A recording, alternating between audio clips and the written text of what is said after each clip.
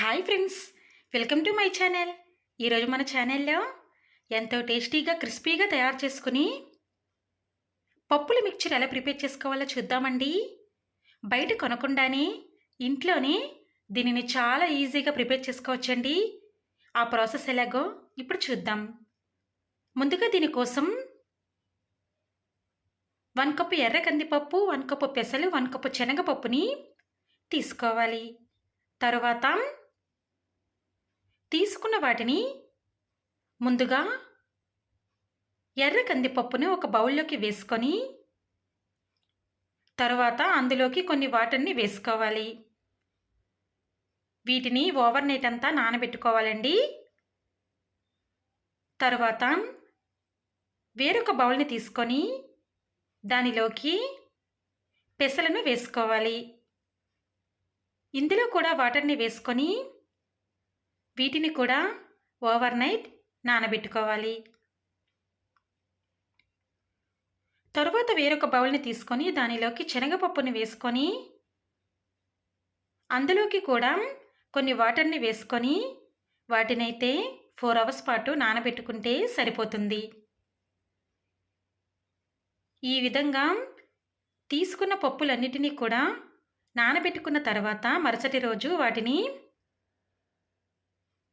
తీసుకొని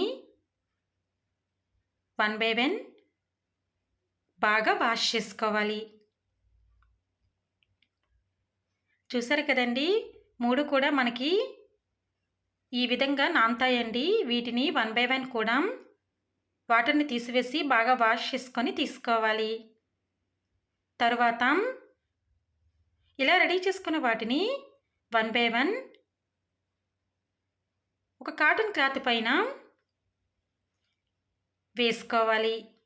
వీటినైతే ఫ్యాన్ కింద ఒక 5 నిమిషాల పాటు ఆరబెట్టుకుంటే సరిపోతుందండి.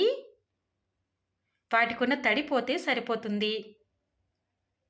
కాస్త చెమ్మ ఉన్నా పర్వాలేదండి.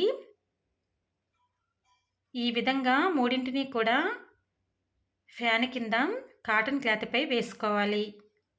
ఎండలో ఆరబెట్టకూడదండి.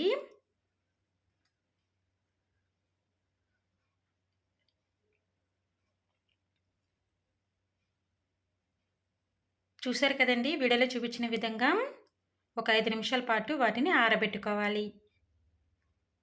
తరువాత ఒక బౌల్ని తీసుకొని దానిలోకి ఒక జాలిని పెట్టుకొని అందులోకి 1 కప్పు శనగపిండిని వేసుకొని జల్లించుకోవాలి.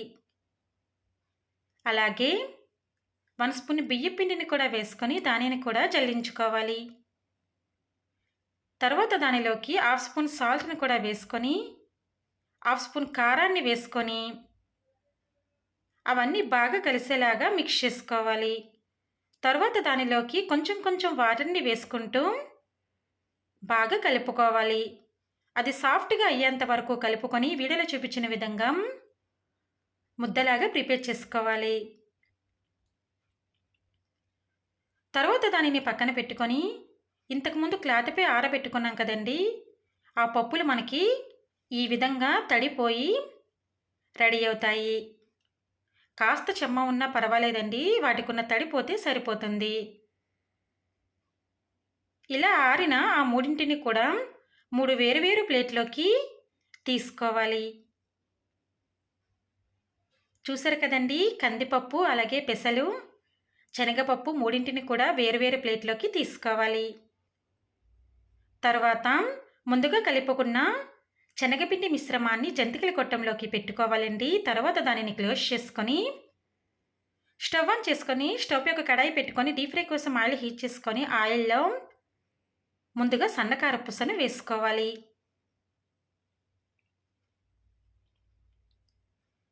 ఈ విధంగా సన్నకారపూస వేసుకున్న తర్వాత మంటను మీడియం ఫ్లేమ్లో పెట్టుకొని స్లోగా దానిని 2 వైపులా కూడా ఫ్రై చేసుకోవాలి. అది క్రిస్పీగా అయిన తర్వాత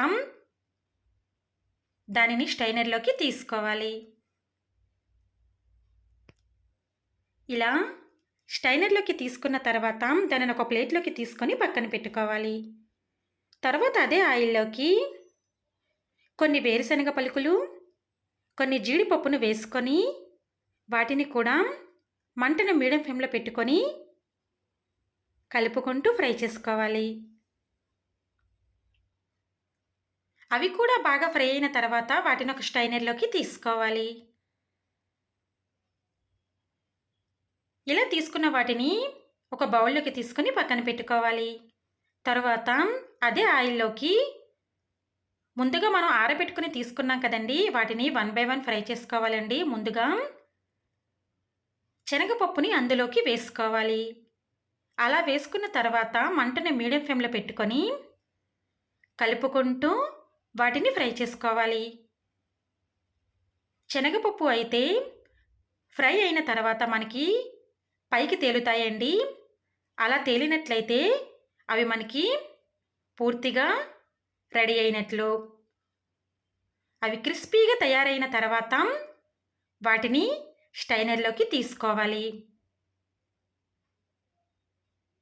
ఇలా శనగపప్పును ముందుగా క్రిస్పీగా అయ్యేంత వరకు ఫ్రై చేసుకొని పక్కకు తీసుకోవాలి. తర్వాత అదే ఆయిల్‌లోకి పెసలను కూడా వేసుకొని వాటిని కూడా మంటను మీడియం ఫ్లేమ్‌లో పెట్టుకొని ఫ్రై చేసుకోవాలి. అవి కూడా మనకి పైకి తేలుతాయండి. పూర్తిగా వేగిన తర్వాత అలా తేలినట్లయితే మనకి అవి క్రిస్పీగా రెడీ అయినట్లు. చూసారా అవి కలర్ కూడా చేంజ్ అయింది కదండీ! ఇలా రెడీ అయిన వాటిని కూడా స్ట్రైనర్‌లోకి తీసుకోవాలి. ఈ విధంగా పెసలను కూడా స్ట్రైనర్‌లోకి తీసుకున్న తర్వాత వాటిని కూడా ఒక ప్లేట్‌లోకి తీసుకొని పక్కన పెట్టుకోవాలి. ఇలా ఫ్రై చేసుకున్న అన్నిటిని కూడా వేరు వేరు ప్లేట్‌లోకి తీసుకోవాలండి. తర్వాత అదే ఆయిల్‌లోకి ఎర్ర కందిపప్పును కూడా వేసుకోవాలి. ఈ విధంగా ఎర్ర కందిపప్పుని వేసుకున్న తర్వాత వాటిని కూడా మంటను మీడియం ఫ్లేమ్‌లో పెట్టుకొని ఫ్రై చేసుకోవాలి. ఈ ఎర్ర కందిపప్పు అయితే ఫ్రై అయిన తర్వాత మనకి పైకి తేలకుండా ఉంటాయండి. కానీ అవి క్రిస్పీగా అయిన తర్వాత వాటిని స్ట్రైనర్‌లోకి తీసుకోవాలి. ఒక పద్దన తీసుకొని చెక్ చేసుకుంటే అవి క్రిస్పీగా అయ్యాయో లేదో తెలుస్తుందండి మనకి. ఇలా కందిపప్పును కూడా మొత్తాన్ని ఫ్రై అయిన తర్వాత స్ట్రైనర్‌లోకి తీసుకొని పక్కన పెట్టుకోవాలి. తర్వాత ఆయిల్‌లో కొంచెం కరివేపాకుని వేసుకొని కరివేపాకుని వేయించుకొని తీసుకోవాలి. ఈ విధంగా కరివేపాకును కూడా బాగా ఫ్రై చేసుకోవాలండి. ఇలా ఫ్రై చేసిన కరివేపాకుని పక్కకు తీసుకొని తర్వాత ఒక బౌల్‌ని తీసుకొని దానిలోకి ముందుగా మనం ఫ్రై చేసి తీసుకున్న సన్న కారపూసను వేసుకోవాలి. అలాగే తర్వాత ఫ్రై చేసిన కందిపప్పును కూడా వేసుకోవాలి. తర్వాత పెసలను కూడా వేసుకోవాలి. అలాగే శనగపప్పును కూడా వేసుకోవాలి. తర్వాత దానిలోకి వేయించుకున్న వేరుశనగ పలుకులు, జీడిపప్పును కూడా వేసుకోవాలి. ఇలా వేసుకున్న తర్వాత దానిలోకి కరివేపాకు వేసుకొని తరువాత ఒక బౌల్‌ని తీసుకొని దానిలోకి హాఫ్ స్పూన్ కారం, హాఫ్ స్పూన్ సాల్ట్‌ని వేసుకొని బాగా మిక్స్ చేసుకోవాలి రెండూ కలిసేలాగా. ఇలా కలుపుకున్న సాల్టు అలాగే కారాన్ని ముందుగా మనం బౌల్‌లోకి అన్నిటిని వేసుకున్నాం కదండీ! దానిలోకి వేసుకోవాలి. ఈ విధంగా వేసుకున్న తర్వాత చేతితో అవన్నీ బాగా కలిసేలాగా మిక్స్ చేసుకోవాలి.